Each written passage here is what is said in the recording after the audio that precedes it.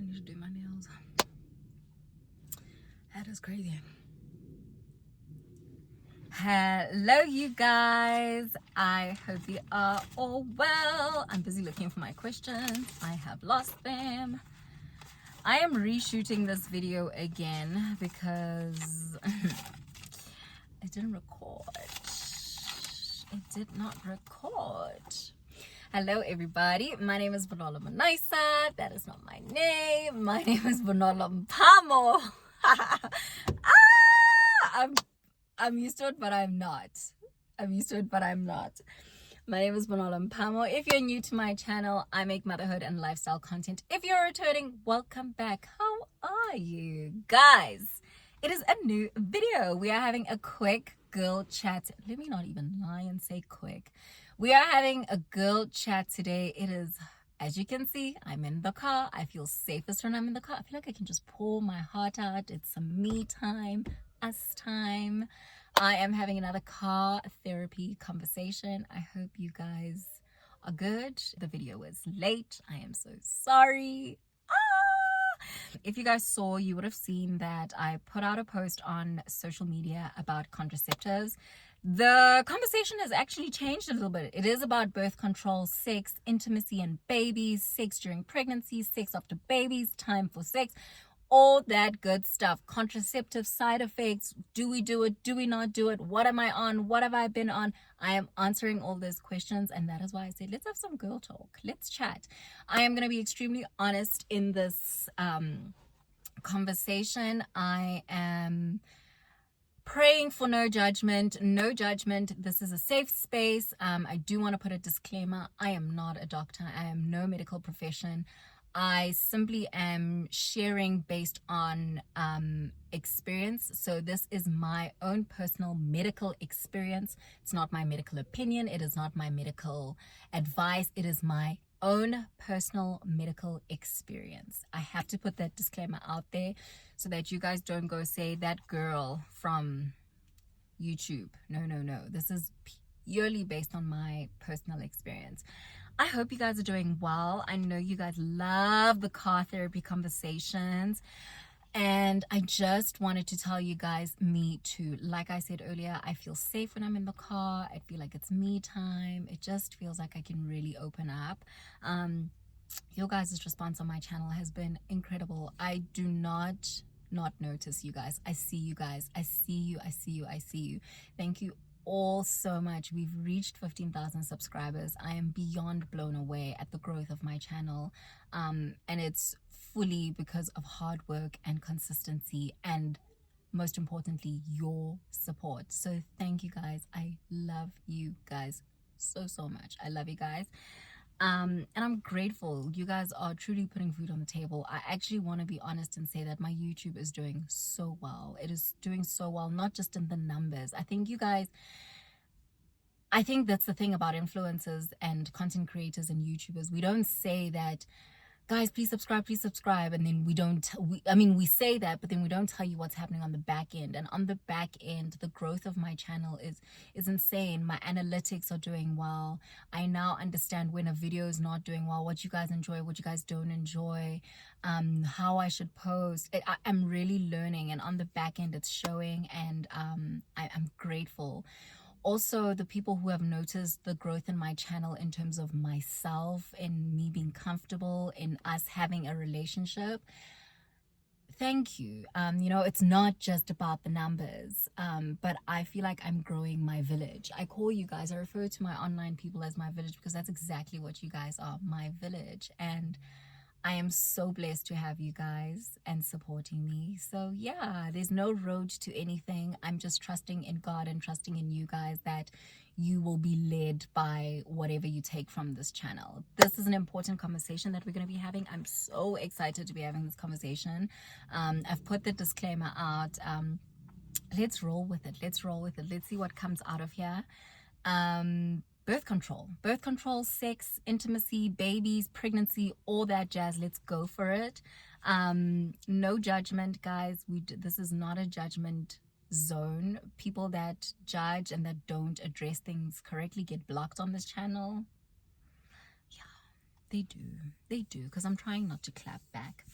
I feel led to say, before we get into this video, as fun as it's going to be that we are having an open conversation that's important, I do want to say that any woman that is out there trying to have a baby, that is months of trying, years of trying, decades of trying, my heart goes out to you, and you are thought of. I always say at the end of my video, I've been saying the last couple of weeks now, I'm praying for you guys, and I truly am praying for you guys.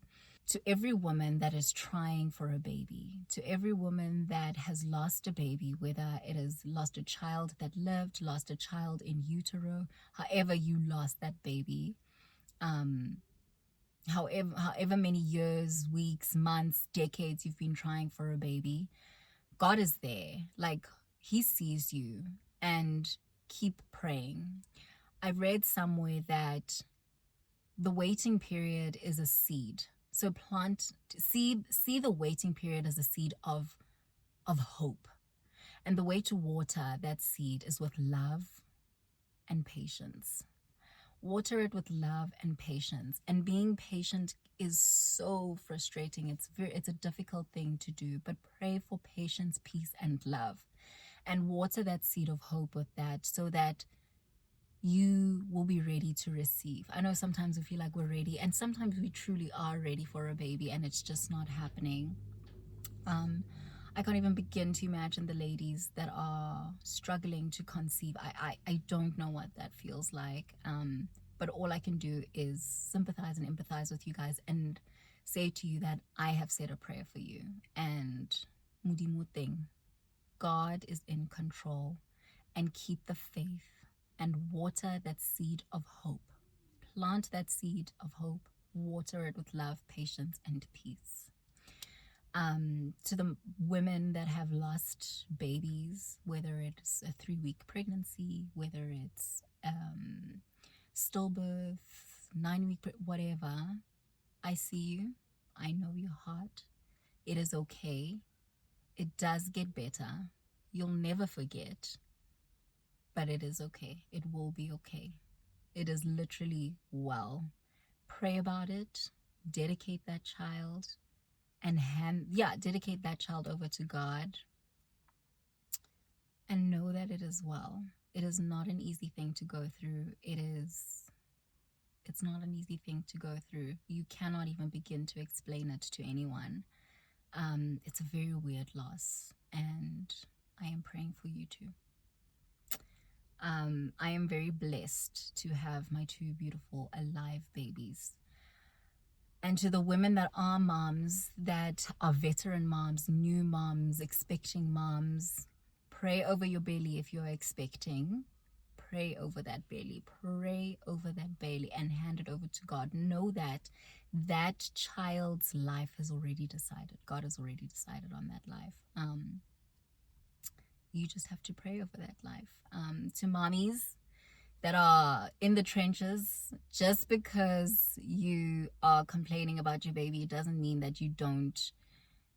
Just because you have your baby doesn't mean you're not allowed to complain. You are allowed to complain, but also don't forget that you're so blessed. We are many women that are blessed, and love on those babies tonight. Okay, give them a big fat kiss. I've said my disclaimers. Let's get into it. I am a Endo warrior. I had endometriosis. I have endometriosis. It's not curable. You can only control it. I don't want to go too in depth with that, because I feel like that's a whole new Q&A on its own. But I have endometriosis. It was diagnosed in 2018, if I'm not mistaken. I diagnosed it via laparoscopy with Dr. Helen Allen Gould at Santon Mediclinic. Would not go back there, no, but she did burn a few things. I knew I had endometriosis because I had heavy periods and long periods, excruciating period pains, The list goes on. The woman that actually saved my life was Dr. Zenda when I got admitted into the ER because I was having an endo flare-up, and then she recommended me to Dr. Mnisi, who literally saved my life. 6 months after my laparoscopy with the one gynae, Dr. Mnisi cleared me out, detached an ovary, my left ovary, from a nerve because there was some endo that had grown there, and he relieved me of so much pain. I then conceived about a year later, and yeah, guys, I am an endo warrior. I still fight the battle. As I sit right here, I'm actually in quite a lot of pain. I have a feeling that it is the Kylina that I'll be taking out in a couple of days. It's a Kylina IUD, but it's either that or endometriosis is back, which I don't think so, because in my previous C-section, which was a year ago, Dr. Zenda said there aren't that many lesions. So yeah, so I'm an endo warrior. I'm an endo warrior. My birth control history: I have been on the injection. I have been on Diane 35, an oral contraceptive. I have been on a Mirena IUD. I have been on the Kylina twice. So I have been on 4 different contraceptive, technically 3, because a Mirena and a Kylina are both IUDs. It's just different types. But yeah, so I've been on those types of birth control. Let's get into the video. This is not just going to be about birth control. I know the question was directed to birth control because that is a very important topic, and that is going to be like the main part of this conversation. But there were a lot of other questions that I found were relevant to the conversation of intimacy, sex, birth control, and just the woman body. So because I want to speak about my experience with birth control, intimacy, and I just felt like this was fitting, because we do take birth control as a measure, as a family planning measure, and it interferes with sexual life and intimacy. So yeah. Question 1: what age did I start birth control, and has it had any effects on my skin and weight? I wrote notes.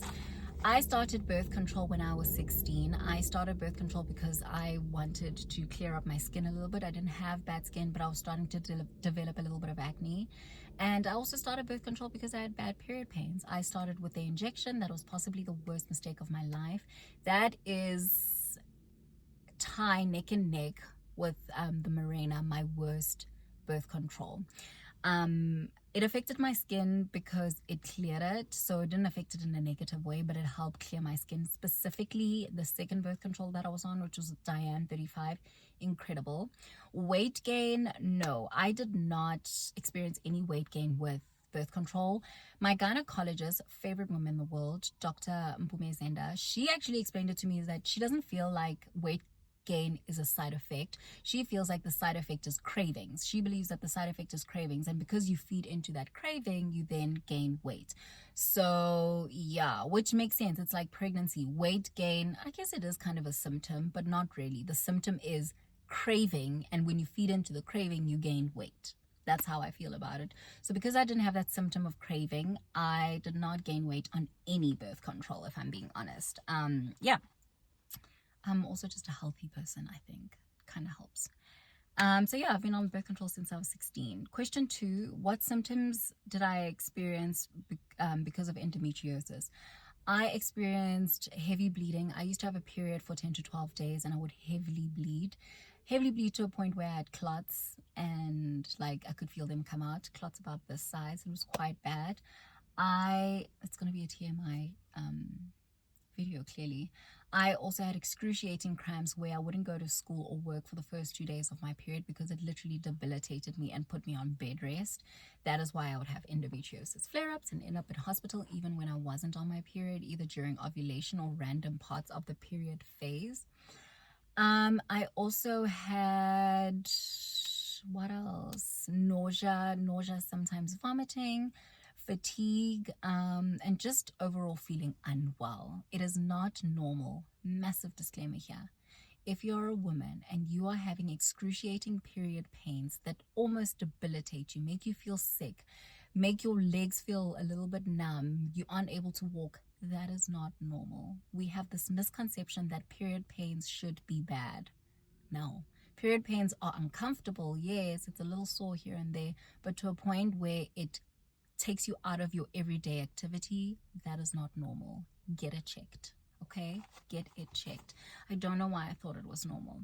3, what do you miss about being pregnant? I don't miss anything about being pregnant. I'm not ungrateful. I'm very blessed to have been able to be pregnant and carry my babies but I suffer during pregnancy. I have hyperemesis during my pregnancies, and that for me is like a big enough reason to be like, I don't like pregnancy.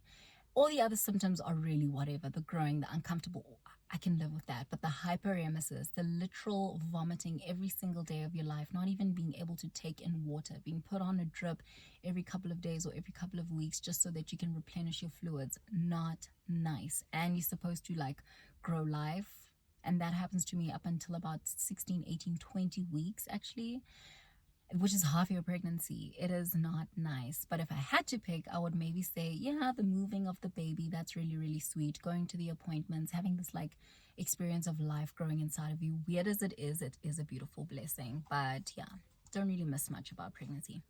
Question 4, did I have C-section with both my babies? I did have a C-section with both my babies. I am an elective C-section mom. I fully believe in C-section. I am pro C-section, but that is because I chose to. I went into natural labor with Gabo, my first, and I still chose an elective C-section. I just like the idea of knowing what's going to happen. I like the control, and I like sex, so I wanted my vagina to still be, I know they say it bounces back or whatever. Yeah, that's fine. I'm sure it does. I just didn't want to push. And it's okay. I'm allowed to not want to push, you know? Should be allowed to choose. That's why we have these options. Question 5. How long after giving birth to each child did you wait before doing the deed? With our first, Gabo, the recommended period for doctors, and it's really a recommended period, is about 6 weeks. I don't even think it's about a physicality thing, if I'm being honest, but I'm no medical professional. But the recommended is 6 weeks. With our first, we waited 4 weeks. With our second, we waited 13 days, about 2 weeks. Was it not scary to have sex for the first time after birth? No, it wasn't scary. I think it was like that anxiety of like, will it feel the same? Even though I didn't push, like there was still like an expansion of some sort like there, but the science, don't really think it's like, I don't know. But it was just that anxiety, and also like 4 weeks of not having sex. It was kind of like, do I still know what to do? You know, it's like the longest we've gone without, like, do I still know what to do? But anyway, yeah, so I was not scared. I was very excited, a little nervous, but not scared. No. 7, how was sex during pregnancy? Feel like I have zero desire. Lots of people have that symptom. I did not experience that at all. With my first, I would cry for sex. With my second, I really enjoyed sex. I loved sex during pregnancy. It just feels so different. I remember one of our appointments, we sat with Dr. Senda and we're like, it feels like a new vagina. Like, what goes on down there? And she explained something along the lines of, because so much blood builds up there, the wall's a little bit thicker, or no, so essentially it's technically a bit tighter. I don't know if that's actually scientific. And also I could be really misquoting her, but something about the blood flow there, it's good for everyone. Like, oh, so delicious. I enjoyed pregnancy sex. Obviously it's a bit weird with the bump and like maneuvering, but you get over it. The only thing that's just annoying is that like once that bump starts showing, girl, you're doing all the work. You're basically on top all the time. But other than that, it's enjoyable. 8, have you ever experienced vaginal dryness while on contraceptive? 100% with the Mirena, and I don't think I was having sex when I had the Diane 35, but I could be mistaken. Yeah, I could be mistaken, but with the Mirena and the Diane 35, that was a huge side effect, and I cannot stand it. Vaginal dryness is literally the worst. It is also one of the reasons why I did not want to be on any contraceptive because it brings a different layer of admin to sex. Like, who wants to have lube everywhere and trying different lubes, seeing what works? Then some of them like irritate your vagina. And oh, by the way, water-based lubes are the best. But the best lube I've ever used, I'm not even plugging her because she's my gynae, but Dr. Zenda's lubes are amazing. She sells them only in her rooms. They are amazing. And she's a sexologist, so know that. I believe in that lube with all of my heart. But yeah, I did experience vaginal dryness. We did not appreciate it. We really didn't like it. Shame. He was very understanding, but also, like, you don't need that. But we were actually speaking about it the other day. Like, it's just one of those side effects that are, ooh, and it makes you as the woman feel so incompetent and insecure and it's just like, it's this stupid thing. You don't want to get pregnant and now you try. It's horrible. Number 9, how did I cope with endo? Any treatment? I took Fazan for 6 months after doing my procedure with Dr. Mnisi. I don't even think I finished the 6 months, but I took Fazan, and then also being on birth control really does help. Fazan is a medicine. It's not a birth control, but it is a medicine that you take like a birth control that kind of helps slow down the lesions, the endo lesions, and that it kind of did help. Actually, it did what it needed to do. But I know you can't fall pregnant on that, so they actually usually put you on a birth control at the same time. Yeah. And then also I did the procedure, the laparoscopy, the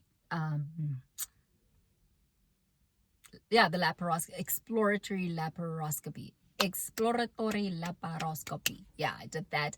That was amazing because you could actually clear the lesions. That was really good. I feel like that's what actually relieved me out of a lot of pain and like set me free. And then the Fazan is just literally maintenance and slowing down the lesions, but you can only be on it for 6 months. Number 10, did any contraceptive affect your sex drive? Just because of the vaginal dryness, but not low libido. No, I have never suffered with low libido up until our second baby. So no, I didn't have a sex drive issue in terms of that. No. But the vaginal dryness, that's the only thing that it like affects your sex, but not your sex drive. I don't know if that makes sense. Number 11, is inserting an IUD painful? That ish is painful. It is disgustingly painful because you're awake one, and I think that psychology of being awake and you know that shit is inside of you, it's like really painful, and it's like that's not the kind of pain I like, you know. So it's annoying. My gynae gives some really good meds, but it's still painful. Yeah, and now I'm removing it in a couple of days. I'm just like, geez, it's gonna be just as painful. Shucks. But yeah, it is really, really painful. It is painful. Ugh, yuck. And I have endo pain, but it's still painful. 12, did I experience postpartum depression? I thank God that I didn't. I for sure experienced postpartum blues with Gabo. It's a bit milder, I would think. Like, you just dip in and out of like a sad state. But I think it's like coupled up with the lack of sleep, what was happening in my life. I definitely experienced like a weirdness, postpartum blues. With Gabo. With Kumo, not so much, just struggled to bond. But yeah, anyone who's going through postpartum depression, please get help. With baby blues, I felt like so lost and so sad and just like, oof, I can only imagine what the depression aspect it is. I also did experience postpartum anxiety. That would like drive me crazy. Please get help. I'm so sorry you are going through that. Get help for you and baby, but also get help for your mental health. Please get help. And can I actually tell you guys something? And this might be controversial. Check on your partners, especially those partners that are involved, even up like to a certain extent. If you're living together, if he's your boyfriend, if he's your husband, check on your partner. Postpartum depression doesn't just happen to the mom. The mom, yes, she's trying to find a balance with hormones. She's trying to fight this resentment that she has to her partner. She's trying to fight this lack of sleep, like the sleep deprivation and the mood swings, figure out life. It's a lot, and I sympathize with you guys, but check on your partner as well. Not but, and check on your partner as well. Check on your husbands, guys, and get them the help they need to, and encourage them to talk and ask them how are they coping, because nobody asks. We always like, oh, everybody looks at baby, ask how's baby, and never asks about the mom. It's true, and we're doing really well trying to get the mom to be recognized, but also check on your partner. Check on your partner, because nobody really checks on their mental health. They're just supposed to have it together because they get to go to work, they get to go, but they are dealing with a new person. They are going through the change too. They are watching their free-spirited woman who was fully available. They are watching their breasts that they used to get to interact with on a sexual and intimate level. They are watching those become the source of life for this baby, which is beautiful, but it's also like a lot is going on, and they're not allowed to say anything, because dare they say anything, they don't carry the baby, they don't wake up at night. Check on your partners as well.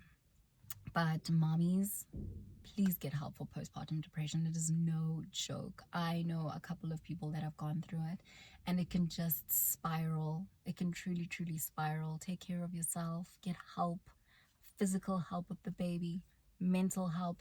And we're so quick to be like, the help needs to be from your partner. Sometimes our partners are just not capable to give us the help that we need, and we need to get out of that fairy tale of expecting them to be the one that helps us and nurture us, because they sometimes are just clueless and they've got mental blocks.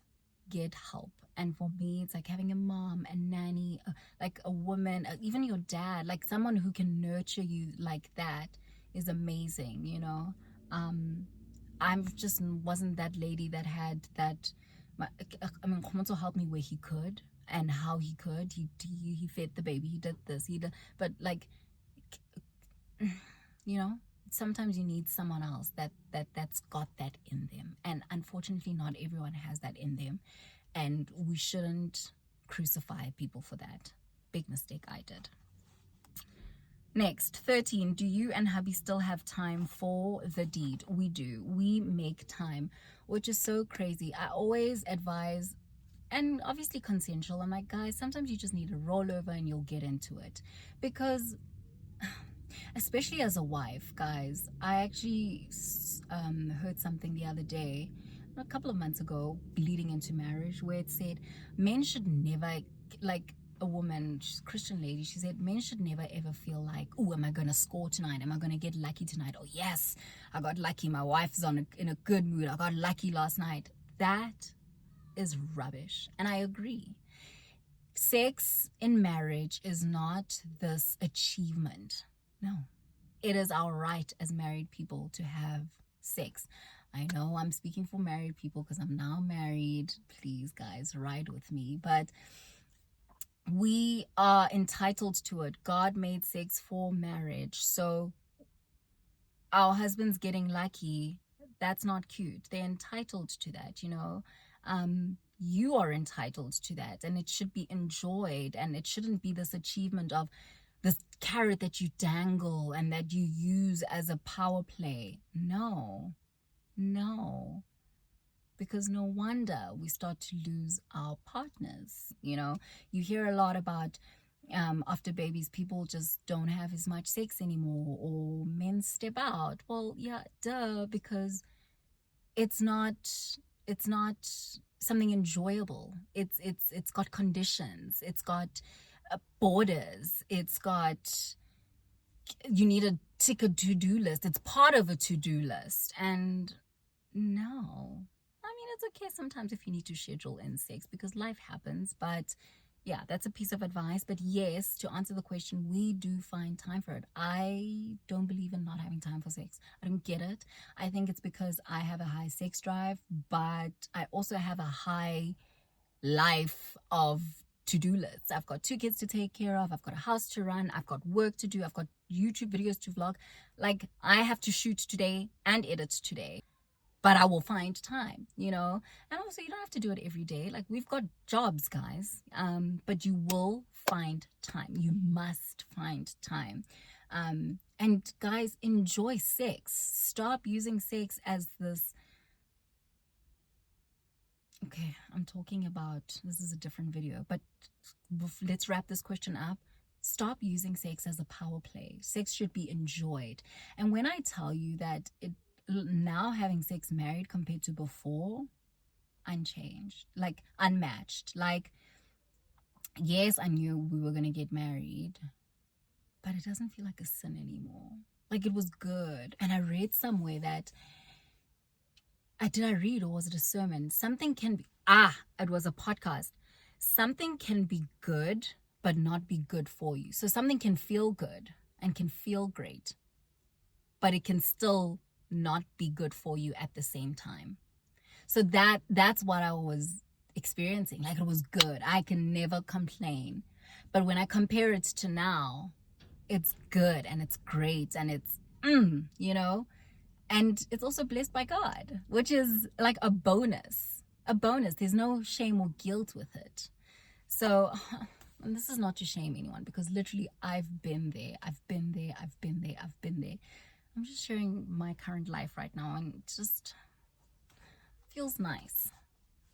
Feels nice. I hope that you don't feel judged and more convicted to save yourself for the right person. 14. Have you ever fallen pregnant while on birth control? Yes and no. Technically, I have, because we had a pregnancy.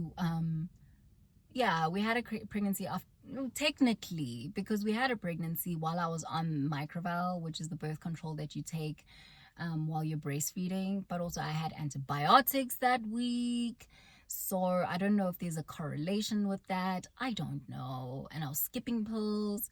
So yes and no. And then obviously my IUD falling out. Yes and no. I don't know. Yes and no. But it is very possible. It is very possible. I've been on the Kylina for 6 months now, the Kylina IUD, and I think I'm pregnant every single month. I spend a lot of money on pregnancy tests.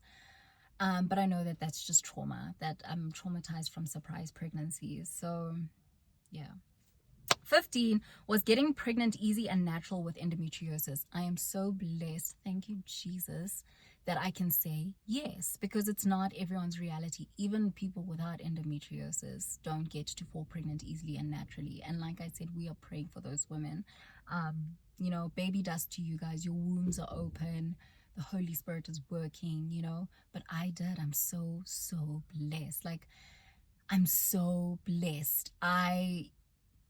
For a long time, I thought I wasn't falling pregnant because something has to be wrong with my uterus. Yes, we ended up finding out that, not that I was trying, by the way, but it was just weird because, we weren't necessarily being careful.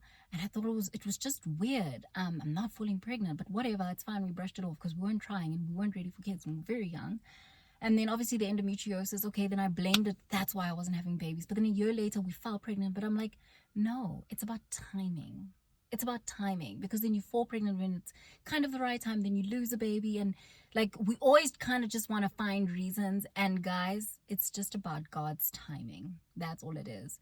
So yes, I have fallen pregnant easily, even with the endo and naturally, and I'm blessed. But it was God's way for us, and it was his desires for us that he placed in my heart. But yeah, I'm blessed to say that we fell pregnant relatively easy and naturally.